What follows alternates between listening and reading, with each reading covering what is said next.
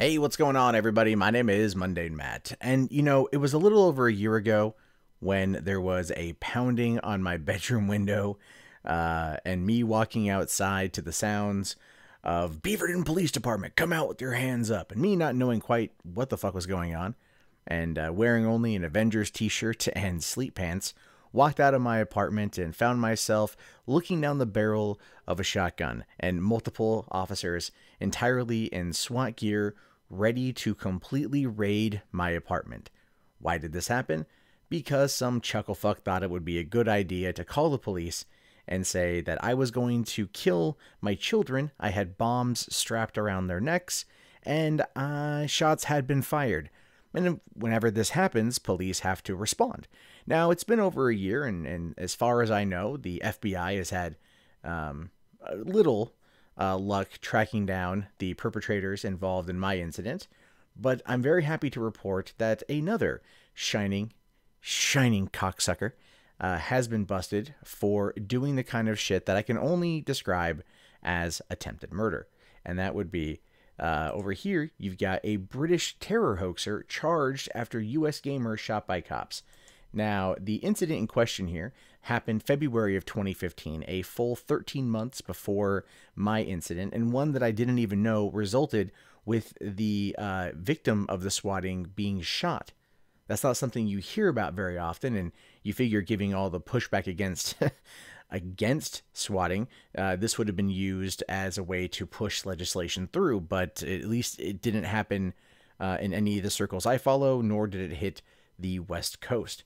But a British man has become the first person on these shores, this is coming from Eurogamer, charged over an incident of swatting. Robert McDaid, 21, from Coventry, faces multiple charges in the U.S. after phoning in a terrorism hotline to make threats while posing as another man, Tyron Dobbs. Now, McDaid said that he had a gun and explosives and would kill 3 people if he didn't get $15,000 in cash. And it's very similar to what the person said that called in my SWAT, right? They said I had my children with bombs strapped around their neck. I have not heard the audio recording of that call because it has not been released by the district attorney, which sucks, but as soon as I get it, trust me, you guys will fucking hear it. Now, the real Tyron Dobbs, a 20-year-old gamer from Maryland, was subsequently shot by U.S. police who raided his home. That is like the one thing all of us fucking fear who do this shit, because this is, in my opinion, attempted murder, outright attempted murder. Dobbs was hit in the face and chest with rubber bullets, fracturing his skull and bruising his lungs. McDaid said he was asked to swat Dobbs by a fellow U.S. gamer, Zachary Lee, who has been charged with the same offenses. Which is awesome, because Zachary Lee is a cuntsicle. And fuck that guy. Both face 20 years in jail time if found guilty. And look, I hope they get it. I fucking hope they get 20 years, because they fucking deserve 20 years. Look, you might sit there and disagree with me on this, all right? But it's attempted fucking murder. It is. It's attempted fucking murder. There's no other way to look at it. Swatting is sending cops to your house as a prank. Most cops, at least in my case, were I had called them previously to let them know who I am and what I do and to be on the lookout for this kind of shit. And that's the only reason why they didn't break down my fucking door. But this dude, Tyron, was in bed when he was shot. See, Dobbs, meanwhile, was questioned why police did not listen, or has questioned why police didn't listen to family members who attempted to stop police from shooting him, saying that he was asleep in his bed at the time.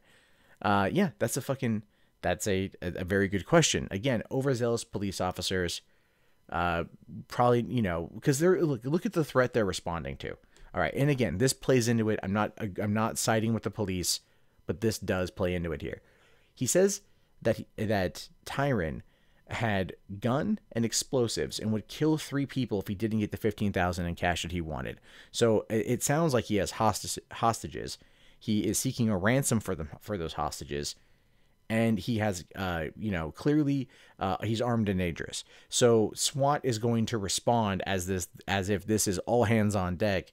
Shit be getting fucking real, and we need to handle this shit now. And that is essentially what happened here. And that is the downside to these pranks, right? Because they're not pranks. Pranks are meant to be funny. This is malicious. This is horrible. This is attempted fucking murder. And no matter how many wannabe internet trolls out there, they're like, it's just a fucking prank, bro. Fuck you.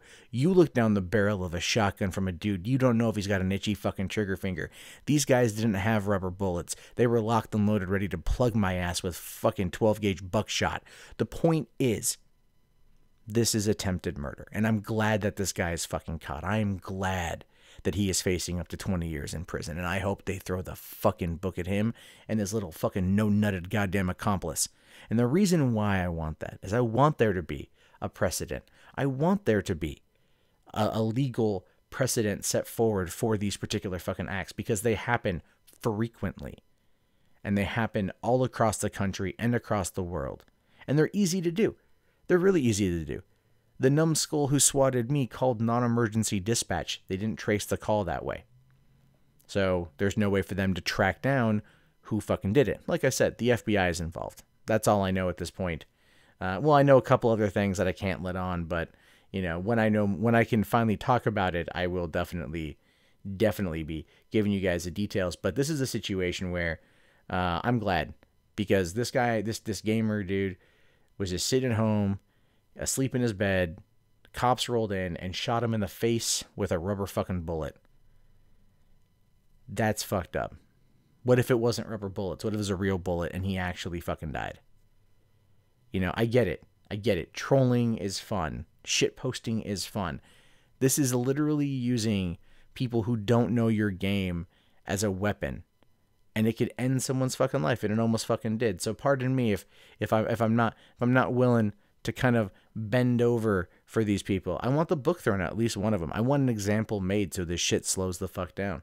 I want more countries to step up and fight back against this kind of shit.